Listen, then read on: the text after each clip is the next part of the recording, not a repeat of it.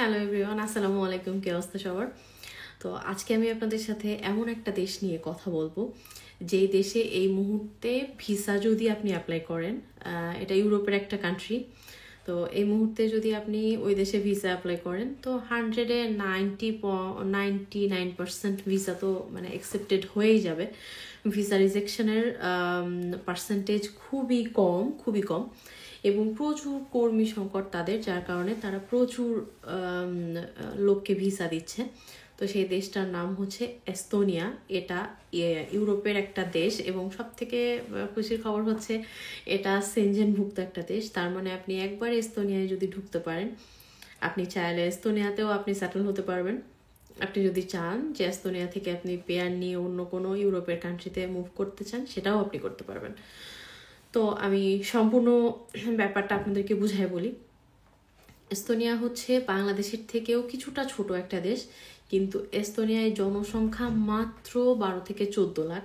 তো এত কম জনসংখ্যা হওয়াতে তাদের প্রচুর শ্রমিকের প্রয়োজন এবং শ্রমিক সংকট দেখা দিছে এই মুহূর্তে। তো যার কারণে তারা প্রচুর কর্মী নিচ্ছে। তো এখন আপনাদের কি করণীয়? আপনাদের যেটা করণীয় সেটা আমি বলতেছি। আমরা পর্তুগাল, স্পেন, ইটালি, ফ্রান্স এগুলাকে ওভার হাইপড করে ফেলছি এবং আমাদের কাছে মনে হয় যে ইউরোপ মানে এইটাই। ব্যাপারটা আসলে সেরকম না। যখন একটা কিছু ওভার হাইপড হয়ে যায় তখন আপনি কোনো এজেন্সি, কনসালটেন্সি, দালাল যার মাধ্যমে কাজটা করতে যান, প্রচুর কস্ট, মানে তখন তারা যেমন দেখেন না, আমাদের দেখা যায় যে আমাদের দেশে কোনো কিছু ডিমান্ড বেড়ে গেলে সেটা দামও বেড়ে যায়। ঠিক ওরকম যখনই একটা দেশ ওভার হাইপড হয়ে যায় তখন সেই দেশের প্রসেসিং করতেও তারা ডাবল ট্রিপল টাকা নিয়ে থাকে। তো যেহেতু এই মুহূর্তে এস্তোনিয়া কেবল মানুষের মুখে মুখে, দু চারজনের মুখে মুখে আসতেছে, সেভাবে অনেক বেশি কিন্তু ওভার হাইপড হয়ে যায়নি। তো এটাই সময় আপনাদের এস্তোনিয়ায় আসার। যারা ইউরোপে আসতে চান, এটা ইউরোপের প্রবেশদ্বার হতে পারে আপনাদের জন্য। এখানে আসলে প্রসেসিংটা আপনাদের, আমি বারবারই বলি, এই ধরনের প্রসেসিং অবশ্যই কোনো এজেন্সির মাধ্যমেই করা ভালো। তো এজেন্সির মাধ্যমে করবেন, কিন্তু বাংলাদেশে এখনও ওইভাবে এস্তোনিয়া নিয়ে কাজ করার মতো সেরকম রিলায়েবল আমার জানা মতে কোনো কনসালটেন্সি খুব একটা নাই। বাট হ্যাঁ, কাজ করলে তাদের মাধ্যমেই করতে হবে, কারণ অলরেডি কিন্তু কিছু কিছু করে লোক আসা শুরু করছে এস্তোনিয়াতে। তো সেক্ষেত্রে এজেন্সি দিয়েই করতে হবে, আপনাদেরকে একটু খুঁজে বের করতে হবে। আর সবার প্রথমে আপনাদের একটা কাজ করতে হবে যে এদের কিছু এস্তোনিয়ান কিছু রিক্রুটিং এজেন্সি আছে, তাদেরকে যদি আপনাদের একটু ঘাটাঘাটি করে যদি খুঁজে বের করতে পারেন, তো ওদের সাথে যোগাযোগ করতে পারলে ওরাই কিন্তু আপনাকে কোনো কস্টিং ছাড়া, এই যে বাংলাদেশে যেমন আপনি যদি করেন, কোনো এজেন্সির কাছে যান, তারা কিন্তু একটা মোটা অঙ্কের টাকা নেবে। তো তারা কোনো রকম টাকা পয়সা ওইভাবে মোটা অঙ্কের কোনো টাকা না নিয়েই কিন্তু তারা সুন্দরভাবে প্রসেসিং করে আপনাকে নিয়ে আসবে, এবং এটা আপনার জন্য হবে একটা বিশাল অপরচুনিটি। আর আপনাদের প্রশ্ন হতে পারে যে আসবো, কেমন খরচ হবে, হ্যান ত্যান। তো ইউরোপের বিভিন্ন দেশ যেমন পর্তুগাল, স্পেন, ইটালি, ফ্রান্স, এসব দেশে আসতে যে পরিমাণ টাকা আপনাদের লাগবে, হয়তো বা 12-14 লাখ বা আরও বেশি। তো সেই পরিমাণ টাকা এই মুহূর্তে, যেহেতু এস্তোনিয়া একটা নতুন কান্ট্রি, মানে নতুন বলতে কান্ট্রি তো পুরানো, কিন্তু আমাদের মুখে মুখে আসছে বেশি দিন না, একটা অল্প কিছুদিন। তো তার কারণে এখনও ওইভাবে বললাম না, ওভার হাইপড হয় নাই, অতএব অত বেশি টাকা আপনার খরচ হবে না, বেশ কম খরচই হবে আপনাদের। আর আরেকটা ব্যাপার আসতেছে এখানে, যে যদি এস্তোনিয়াতে আপনারা আসেন, সেখানে আপনাদের কয়েকটা বেনিফিট আছে। আপনি কষ্ট করে অনেক বেশি টাকা খরচ করে পর্তুগালে আসবেন বা স্পেনে আসবেন। পর্তুগালের কথাই আমি বলি, কারণ পর্তুগালকে মানুষ এমন করে ফেলছে যে মানুষ মনে করে যে ইউরোপে আসলে সহজে সেটেল হওয়া মানে পর্তুগাল। ব্যাপারটা আসলে এমন না। এস্তোনিয়া যদি আপনি আসেন, আপনি 800 থেকে 900 ইউরো এরকম, যদি আপনি ওয়ার্ক পারমিট ভিসাতে আসেন, এরকম স্যালারিতে আপনি জব করতে পারবেন। তারপরে দেখা যাচ্ছে, আমি এটা স্টার্টিং স্যালারি বলতেছি।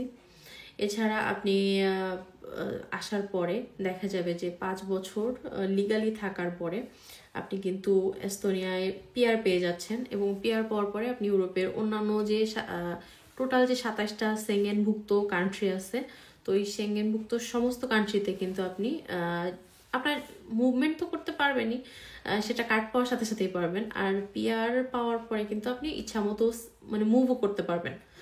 এস্তোনিয়া থেকে আপনি চাইলে অন্য যে কোনো কান্ট্রিতে এর মাঝে মুভ করতে পারবেন। আর যদি মনে করেন আমি এস্তোনিয়াতে থাকবো, সেক্ষেত্রেও কিন্তু আস্তে আস্তে আপনি হচ্ছে আরও 5 বছর থাকলে আপনি কিন্তু ন্যাশনালিটি অ্যাপ্লাই করে ফেলতে পারবেন এবং ন্যাশনালিটি হোল্ডার হতে পারবেন। এখানে কথা আসতেছে যে এত নাম করা কান্ট্রি রেখে আমি কেন এস্তোনিয়াতে আসব। বিষয় হচ্ছে আপনার যদি মনে হয় যে সেম স্যালারি, বরঞ্চ ওই সমস্ত দেশ ওভার হাইপড হয়ে গেছে, ওভার পপুলেটেড হয়ে গেছে ইমিগ্রেন্ট দিয়ে, তার থেকে বরঞ্চ আমি নিরিবিলি আরামদায়কভাবে আপনি যদি ওখানে আসেন, আপনি সুন্দর মতো একটা ব্যবসা দিতে পারবেন। পর্তুগালকে আগে কে চিনত? এমন একটা সময় ছিল যে আমরা টেলিভিশনে পর্তুগাল দেখলে আমরা এটা আবার কেমন কান্ট্রি, এটা আবার কোন দেশ, এরকম আমাদের তো ছোটবেলায় এরকম ছিল। একবার একটা দেখছিলাম, ভিডিও দেখছিলাম একটা কি বলবো ইন্টারভিউতে, যে পর্তুগালে বেশ ভালো উন্নতি করতেছে বাঙালি যারা ব্যবসায়ী। তো এখন আমি নিজে পর্তুগালে আসার পরে আমি দেখতেছি যে হাজার হাজার লোক, মানে লক্ষ লক্ষ বলবো না, হাজার হাজার মানে মানুষ তো আছেই বাঙালি, সাথে আপনার পর্তুগালে যে পরিমাণে ব্যবসায়ী যারা বাইরের দেশ থেকে এসে ব্যবসা প্রতিষ্ঠান স্টার্ট করছে এবং সাকসেসফুল, তাদের মধ্যে বাঙালি সবচেয়ে বেশি। এছাড়াও কি বলবো যে একটা সময় চিনতো না যে দেশটাকে, এখন মুখে মুখে। তো ঠিক আজকে যেমন এস্তোনিয়ার কথা দু চারজন বলতেছে, কালকে দেখবেন যে আপনি মানে ঠেলে লোক নড়াতে পারতেছেন না, এবং তখন লক্ষ লক্ষ টাকা খরচ করেও আপনি হয়তো ভিসা পাবেন না। তো সেই জন্যই বলতেছি, এটাই স্টুডেন্ট হোক বা ওয়ার্ক পারমিট ভিসায় যারা আসতে চান তাদের জন্য এটাই সুবর্ণ সুযোগ। এই সুযোগে ওভারহাইপড হওয়ার আগে আগে আপনারা যারা ইউরোপে ঢুকতে চান, এটাকে আপনারা আপনাদের ইউরোপে ঢোকার প্রবেশদ্বার হিসাবে ব্যবহার করতে পারেন, কারণ অনেক কম খরচে স্টুডেন্টরাও পড়তে পারবেন। এস্তোনিয়ায় কিন্তু আপনি 7-8 লাখ টাকা খরচ করে কিন্তু আপনি আসতে পারবেন। আপনি টিউশন ফি খুবই কম হবে এবং আসার কস্টিং সহ সব কিছুই কম হবে এই মুহূর্তে। যেটা হয় সচরাচর যে জিনিসটাকে আমরা বেশি ওভারহাইপড করে ফেলি, সেই জিনিসটা মানে কতটা মূল্যবান ওইটা বিবেচনা করা হয় না, তখন মানুষের মুখে মুখে হয়ে গেছে তার মানে এর অনেক দাম। তো ব্যাপারটা এরকম। তো আমার মনে হয় এস্তোনিয়া এই মুহূর্তে যেসব ভাইরা ইউরোপে আসতে চান এবং তারা খুবই আগ্রহী তাদের জন্য, আর মূলত ওই ভিডিওটাও তাদের জন্য, আমি আপনাদেরকে বলবো আপনারা নির্দ্বিধায় এস্তোনিয়ার ব্যাপারে প্রসেসিং শুরু করতে পারেন।